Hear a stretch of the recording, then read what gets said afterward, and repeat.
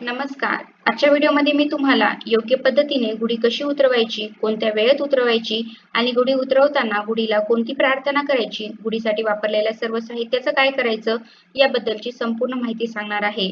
त्यासाठी हा व्हिडिओ शेवटपर्यंत पहा. पण त्याआधी तुम्ही चॅनलवरती नवीन असाल तर चॅनलला लाईक करा आणि सबस्क्राईब देखील करा. कमेंटमध्ये श्री स्वामी समर्थ किंवा ओम महालक्ष्मी नमः लिहायला विसरू नका. चैत्र शुद्ध प्रतिपदा हा दिवस आपण गुढीपाडवा म्हणून साजरा करतो. या दिवशी विजयाचे प्रतीक म्हणून घराच्या अंगणात गुढी उभारली जाते. गुढी हे आनंदाचे, मांगल्याचे, सौख्य समाधानाचे आणि चैतन्याचे प्रतीक मानले जाते. गुढी समोर उभा राहून येणारे नवीन वर्ष सुख समाधानाचे व निरोगी जावे अशी प्रार्थना केली जाते. आपल्याला सूर्योदयाच्या वेळी गुढी उभारायची असते आणि सूर्यास्तावेळी गुढी खाली उतरवायची असते. कारण असे मानले जाते की गुढीपाडव्याला ब्रह्मांडातील प्रजापती लहरी पृथ्वीवर मोठ्या प्रमाणात पाठवल्या जातात आणि त्या लहरी स्वतःकडे खेचून घेण्याचे काम गुढी करते. आणि आपण गुढीच्या वरच्या टोकाला जो तांब्या लावलेला असतो तर तांबे हा धातू या लहरी स्वतःकडे आकर्षित करतो आणि या तांब्याचे मुख खाली असल्याने या लहरी घरामध्ये प्रवेश करतात आणि आपल्या घरामध्ये शुभ सकारात्मक प्रवाह घरात होतो. त्यामुळे घरामध्ये सुख शांती समृद्धी नांदते अशी मान्यता आहे. आणि पुढे या तांब्यामध्ये पाणी पिण्याने आरोग्य निरोगी राहते असेही म्हटले जाते.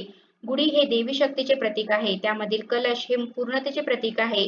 सूर्योदयाला गुढी उभारल्यानंतर प्रजापती लहरी वेगाने तांब्याच्या कलशामध्ये व वेळूच्या काठीमध्ये येतात आणि सूर्यास्ताच्या वेळी प्रजापती लहरी संपतात तेव्हा ब्रह्मदेवाची पूजा करून ओम ब्रह्मध्वजाय नमः असे म्हणून नमस्कार करून गुढी उतरवली जाते. आणि आपण जेव्हा गुढी उतरून घरामध्ये आणतो तर कलशामधील प्रजापती लहरी घरामध्ये प्रवेश करतात. यामुळे आपल्या घरामध्ये सुख शांती समृद्धी आरोग्य नांदते. आणि आपण गुढीपाडव्याच्या दिवशी मुख्य दरवाजावरती आंब्याच्या पानाचा लावलेलं तोरण हे मांगल्याचे प्रतीक आहे. तर गुढी आपल्याला सूर्योदयाच्या वेळी उभी करायची असते. सूर्योदय झाल्यानंतर तुम्ही अर्ध्या तासाच्या आतमध्ये गुढी उभी करू शकता. शक्य होईल तितक्या सकाळी लवकर गुढी उभी करावी आणि सूर्यास्तानंतर लगेचच 5 ते 10 मिनिटांमध्ये गुढी खाली आपल्याला उतरवायची आहे. कारण सूर्यास्तानंतर वातावरणात 1 ते 2 तासात वाईट शक्ती कार्यरत होऊ लागतात. जर सूर्यास्तानंतर बराच वेळ गुढी उभी असेल तर त्यात वाईट शक्ती प्रवेश करू शकतात. त्या वाईट शक्तींचा आपल्याला त्रास होऊ शकतो. म्हणूनच सूर्यास्त झाला की 5 ते 10 मिनिटांमध्ये गुढी खाली उतरवावी. आपण जेवढे आत्मीयतेने गुढी उभा करतो तेवढ्याच आत्मीयतेने आपल्याला गुढी खाली उतरवायची असते. गुढी उतरवण्यापूर्वी गुढीची पूजा करायची असते तर सर्वात आधी आपल्याला आरतीचं ताट करून घ्यायचं आहे.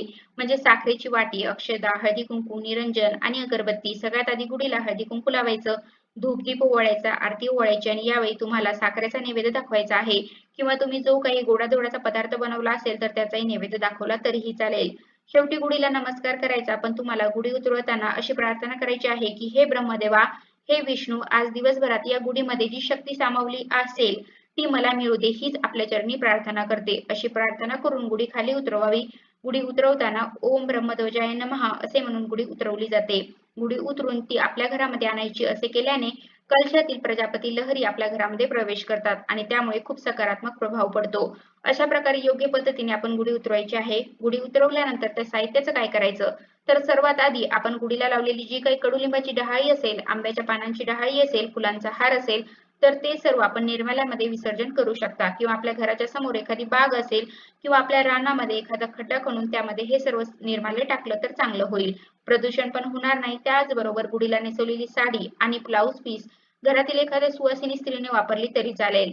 त्यानंतर जो साखरेचा गाठी हार आहे तो आपण उन्हाळ्यामध्ये आवर्जून खावा असं सांगितलं जातं. कारण तो हार खाल्ल्याने उन्हाळी लागत नाही, उन्हाळा बाधत नाही असं म्हटलं जातं. त्यामुळे तुम्ही तो साखरेचा हार खाऊ शकता. गुढीला फोडलेला नारळ तो तुम्ही घरातच प्रसाद म्हणून सर्वांनी खायचा आहे. गुढीच्या टोकाला लावलेला तांब्या तो तुम्ही देवघरामध्ये आणि त्या ठिकाणी ठेवायचा आहे किंवा त्या तांब्याच्या तांब्यामधून पाणी पिलं तरीही चालेल. तर अशा प्रकारे गुढीसाठी वापरलेले साहित्य आपण दैनंदिन जीवनामध्ये वापरू शकतो. अशा प्रकारे आजच्या व्हिडिओमध्ये मी तुम्हाला योग्य पद्धतीने गुढी कशी उतरवायची, कोणत्या वेळेत उतरवायची आणि गुढी उतरवताना गुढीला कोणती प्रार्थना करायची, गुढीसाठी वापरलेल्या सर्व साहित्यांचं काय करायचं याबद्दलची संपूर्ण माहिती सांगण्याचा प्रयत्न केला आहे.